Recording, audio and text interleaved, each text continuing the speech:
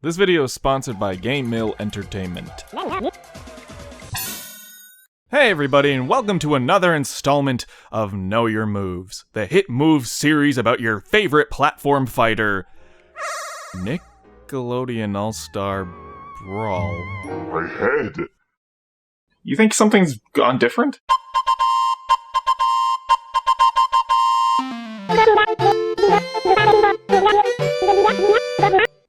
That's probably nothing. Nickelodeon All-Star Brawl. Man, what a title screen! But definitely one of the weirdest ways to look up an address. When I was a kid, I could never have dreamed seeing all of these characters collectively in one product. It's so cool. And this game does not disappoint. It has sports! FIFA can only manage one! Oh, brother, this guy stinks! And with a game like this, I mean impossible fights, they can finally happen. Goku vs. Superman, Mario vs. Sonic, Korra vs. Ren and Stimpy. Can you airbend farts? Did they ever cover that? Wow! A whole stage to spoil Korra Season 2! Patrick, we are witnessing harmonic convergence. Is that contagious? But we gotta look at the character select. I love how the two best series are on the top row. One of the things this game did extremely well are the renders. Powdered Toast Man just looks absolutely thigh-destroying. That's what we're going with. Oh wow, no Fairly Odd Parents characters. Now I'm gonna starve. Man, and anytime I see Avatar content these days, it's just so cool. Aang looks so good and tough! And Korra. Nope, I don't know what that is. I have never seen that before. Anyways, for this new episode of Know Your Moves, we're looking at the Yellow Devil, the Square Swashbuckler, the Scrimblow Bimblow himself, SpongeBob SquarePants. Hold on to your fucking barnacles. SpongeBob as a character and a show had an absorbent rise to fame in what feels like an instant. Clearly nautical nonsense was something we wished. I remember getting those season 1 episodes on VHS, and just the thought that came into my mind was obviously, how would he play in a platform fighter? But these characters aren't just here. Each of the characters in the game references their appearances from their shows, and abilities as well as callbacks they have from those shows. Meaning, we have a bunch of moves we can look at and relate back to their origins to see just how they designed these characters. With a character like SpongeBob, there's like no shortage of things you could do with him. You could make him play in several different ways, take different concepts and turn that into a moveset. So, what did they end up doing? Why did they decide the moves they have? And how does that reflect all of his appearances?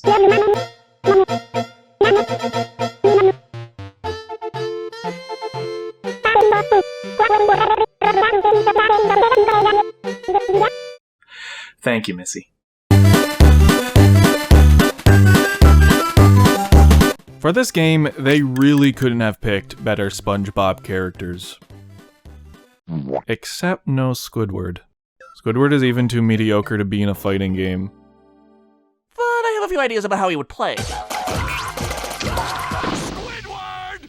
But back to SpongeBob. Before the battle, we already have a ton of references to nibble at, and just one bite is enough to get you hooked. The renders, as I mentioned, are beautiful, but the SpongeBob character specifically, you'll notice they kind of look like some of the older renders they've had for the characters. And this is stuff you'd see on lunchboxes, pencil cases, binders, rectal thermometers. And for each character, they have specific patterns when the battle begins. It's behind their render. SpongeBob's is a reference to the bubble transitions from the show, which made their first appearance in... SpongeBob's intro. It's so rare for a show to retain the same intro through its entire run. I mean, in this one, it's just so iconic, fits the show so perfectly, I'm so glad they never changed it. This intro is where many of the move references begin, starting with, you know you made it when your hands alone have a wiki entry. Probably in the S tier of the SpongeBob power ranking, this recurring omnipotent being brings SpongeBob into the battle. It's in the intro, but also maybe a reference to the respawning animation in battle for Bikini Bottom. But now that we're here, look at the boy. Ah, he's beautiful, standing around happily with a small idol where he flicks his nose. Episode 1 is where a ton of the moves actually come from. So first... What an absolutely perfect running animation. Look at him go! Episode 1 also introduces us to the cast of SpongeBob, but also his up special. The, hydrodynamic spatula with port and starboard attachments and turbo drive. A hydro what? It doesn't have the mobility the one in the show has, but it is pretty demonstrative of how one would recover in this game. It's just very simple. And just like how he hit Squidward in the face, you can use this to damage opponents. To a lesser extent, his slipping, running, strong attack could be taken from this episode as well. But him being clumsy is also sort of a big part of his character. We also see this in his get-up animation. So what if I care? Finally from this episode, it's a blink and you'll miss it, but he does his light aerial attack. Something about seeing this as SpongeBob carries you off the screen, it's just perfect. His crouch is pretty standard, though it looks sort of like how he does during Nautical Neighbors. And hey, look at that! We also have his standard special, Bubble Blow.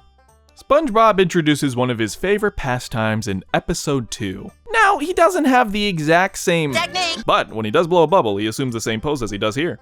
Funnily enough, in this really rare online game Jingle Brawl, and yeah, they had a lot of Nicktoons fighting games on the website, but SpongeBob in this one played like a Ryu clone, and his standard special, his Hadouken, was a bubble.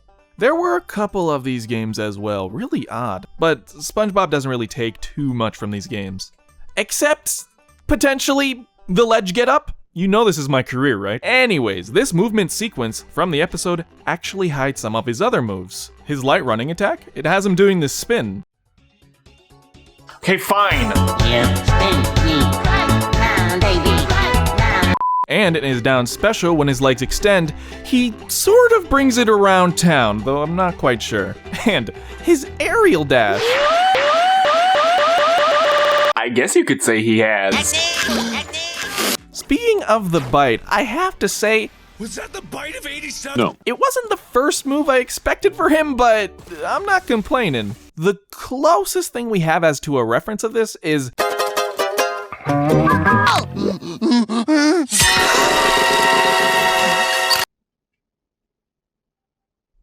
I think I need to throw up. Hey, animators. You went to school for this? This is what you wanted to make out of your life? You wanted to make me throw up because you succeeded. You did it. Next up, we have some other moves that you may be delighted to see.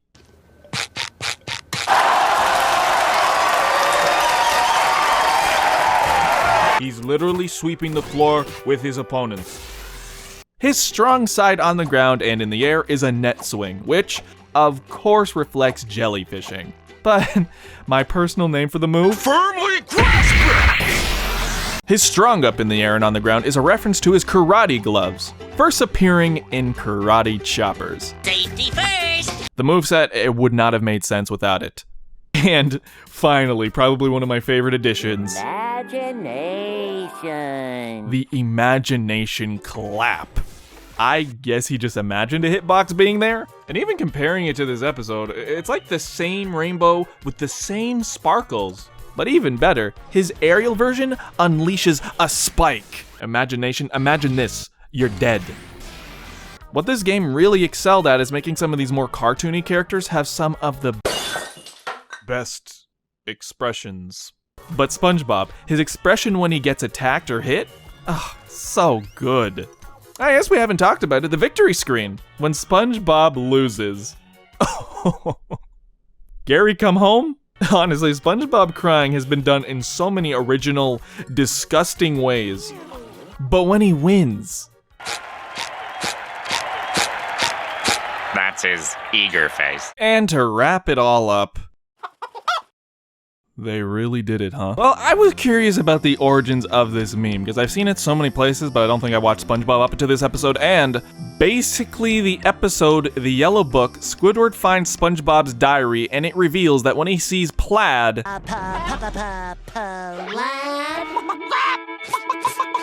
Something definitely changed when I stopped watching this show. When I was a kid, SpongeBob was one of the most well-known shows. Everybody watched it, and it was like, you know, just a rite of passage for my generation. And even today, the memes are applicable in so many situations, and I just don't know how he does it. I don't know how SpongeBob continues to remain relevant. So, considering all of that, considering all the moves they made for him, I kind of have a theory as to what they were trying to do with this character.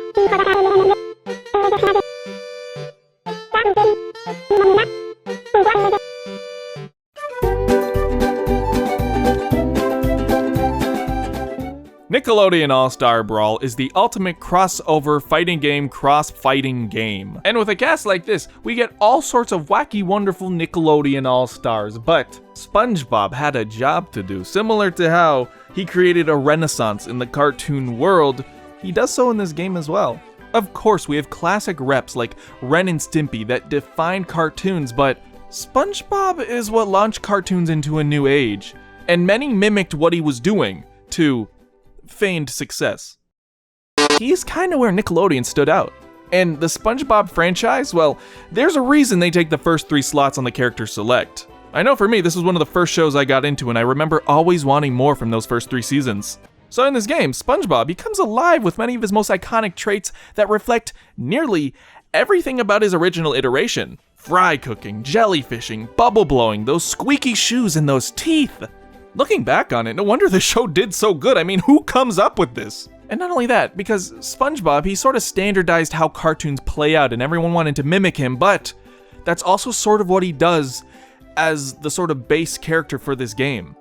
He demonstrates the game's unique elements that differ from other platform fighters and make him sort of the perfect starting point. For example, all of his light attacks are incredibly linear. They go up, down, and to both sides. The same for his strong attacks. And when you compare it to more asymmetrical characters like Ren and Stimpy, CatDog, Danny Phantom, sure they have cool abilities, but if you choose them as your first character, you'll definitely be a little confused. Especially these two, like, I don't know what the fuck they're doing half the time. Even SpongeBob's specials are specifically designed to give you an idea of what to expect. You know, a simple projectile for your base special, a recovery that is incredibly vertical, safe, easy to navigate, and a weird down. Okay. And to collect it all together, SpongeBob is incredibly easy to play. It's when I started playing other characters with their unique, weirder stuff that it sort of became harder. SpongeBob is a great default to sort of pick up the game and understand what to do. And in his own right, he's kind of good. And you know what? This may have been the design goal too, because in the show, SpongeBob, he excels at everything by having that carefree, childlike outlook on everything. It was even like the whole plot of the movie. And even if his ideas may be unorthodox, he's always able to have fun by just doing simple things. And when you take that into consideration for his moveset, he's so easy to pick up. And when I play him, I often feel as annoying to my opponents as SpongeBob does to Squidward. Overall, SpongeBob as a character in this game, he represents sort of a gateway to the rest of the characters, similar to how he was sort of a gateway to Nickelodeon. And in some ways, we may not even have a Nickelodeon All-Star Brawl without the success of the SpongeBob series. This has been a porous episode of Know Your Moves. Thanks for watching, and I'll see you on the flop side. I still can't shake the feeling something's off.